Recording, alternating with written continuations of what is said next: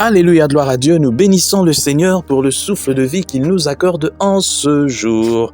Bienvenue à une minute de prière de ce jeudi 23 novembre 2023. Petit à petit, nous approchons de la fin de l'année et donc que le Seigneur puisse nous aider à pouvoir terminer cette année avec douceur et que tous nos projets, tout ce que nous avions eu comme résolution au début de l'année, nous puissions vraiment le réaliser pour que notre bilan soit positif.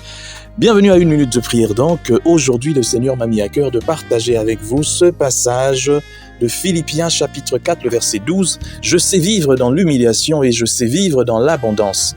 En tout et partout, j'ai appris à être rassasié et à avoir faim, à être dans l'abondance et à être dans la disette. » Verset 13, que j'aime bien. Un verset très connu. « Je puis tout par celui qui me fortifie. » Donc, l'apôtre Paul ici était en train de parler du contentement. Le contentement, une vertu que beaucoup de chrétiens ne connaissent pas. Et pire encore des serviteurs de Dieu. Aujourd'hui, les serviteurs de Dieu aiment tellement qu'on puisse les entretenir. C'est vrai, la Bible dit que ceux-là que vous conduisez doivent aussi participer, doivent aussi vous soutenir. C'est vrai, c'est très bien tout ça. Mais nulle part la Bible n'a dit que vous devez exiger à ces gens, au fait, de vous construire une maison, de vous acheter des véhicules, de vous payer vos voyages. Et même il y en a certains qui ont créé des termes. Un serviteur de Dieu doit apprendre à se contenter. Quand déjà tu es serviteur de Dieu et que tu es rempli des passions mondaines, tu es rempli d'envie, tu veux briller, tu veux avoir tout ce que les musiciens ont, tu veux être une star, c'est difficile. C'est difficile parce qu'on ne peut pas, c'est incompatible avec servir Dieu. Si Dieu lui-même te bénit, il n'y a pas de mal à ça. Il n'y a pas de mal à ça, on ne peut pas refuser la bénédiction. Nulle part il n'est écrit dans la Bible que vous devez vivre dans la pauvreté. Mais si vous faites de votre ministère un moyen pour vous de vous enrichir, d'avoir beaucoup d'argent, je crains que vous fassiez fausse route. Et oui, je crains que vous fassiez fausse route parce que ce n'est pas ça, c'est que le Seigneur attend de vous. David a dit, j'étais jeune, j'ai vieilli, j'ai grandi, j'ai vieilli, tout ça, j'ai jamais vu un juste mendier son pain. Ça veut dire que Dieu sera toujours là pour répondre à vos besoins. Mais lorsque vous arrêtez de servir Dieu, lorsque servir Dieu devient secondaire et que vous voyez d'abord les richesses et puis toutes ces choses, vous commencez à dépouiller vos fidèles.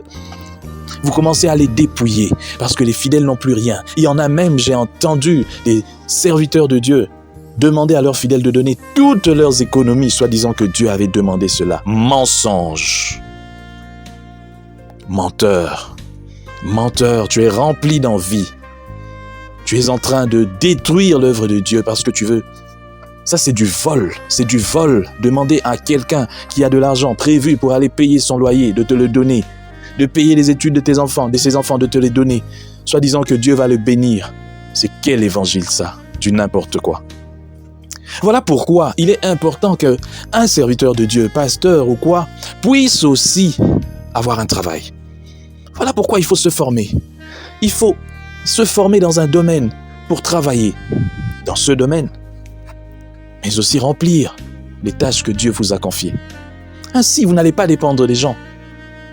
Dépendre des gens encore, oui, il y en a certains qui dépendent des gens. À temps plein, oui, c'est bien. Mais lorsque vous commencez à détourner l'argent de vos fidèles en les obligeant à donner jusqu'à ce qu'il n'ait rien dans leur compte en banque, c'est du vol. C'est du vol, c'est du vol. Tu es un voleur, tu es un serviteur de Dieu, entre guillemets. Parce que ce que tu fais, c'est du vol, tu voles. Tu ne peux pas exiger au peuple de Dieu de te soutenir dans ce qui est à toi-même. Tu veux effectuer un voyage en Europe tellement que tu veux aller te reposer, te relaxer, faire les salles de cinéma et puis tout ça. Aller en vacances, je ne sais pas, faire le ski. Et ce sont les fidèles qui doivent payer ton voyage. C'est du vol. Les fidèles doivent contribuer pour l'œuvre de Dieu. S'il y a un fidèle qui veut vous bénir et que ça vient de lui-même personnellement, ce n'est pas un problème. La Bible dit ce n'est pas un problème parce que celui qui vous enseigne mérite aussi que vous puissiez le soutenir. Mais l'enseignant ne doit pas commencer à exiger de l'argent des biens matériels de ses fidèles. Sinon, ça devient de l'extorsion. Le Seigneur est capable de prendre en charge ses serviteurs. Il est capable de prendre en charge ses serviteurs. Ne limitez pas Dieu. L'apôtre Paul savait vivre dans l'abondance comme dans la disette. Avant de devenir chrétien, c'était quelqu'un de très important. Il gagnait beaucoup d'argent. En devenant chrétien, il n'a pas cherché à reprendre ses standings. Mais combien voyons-nous aujourd'hui des pasteurs accompagnés par des militaires, accompagnés par... Donc, Dieu même ne les protège plus. Ils le savent eux-mêmes que Dieu ne les protège plus. Voilà pourquoi ils sont accompagnés des policiers, des militaires. Parce que qui veut te tuer, toi? Tu penses que tu es Moïse, tu penses que toi, tu es David, tu es le grand serviteur de Dieu, que tout le monde en veut à ta vie. C'est des aventures. C'est parce que tu t'es égaré tout justement. Voilà pourquoi tu commences à chercher la protection, parce que Dieu n'est plus avec toi. Il n'est plus avec toi parce que toi, tu l'as quitté depuis très longtemps.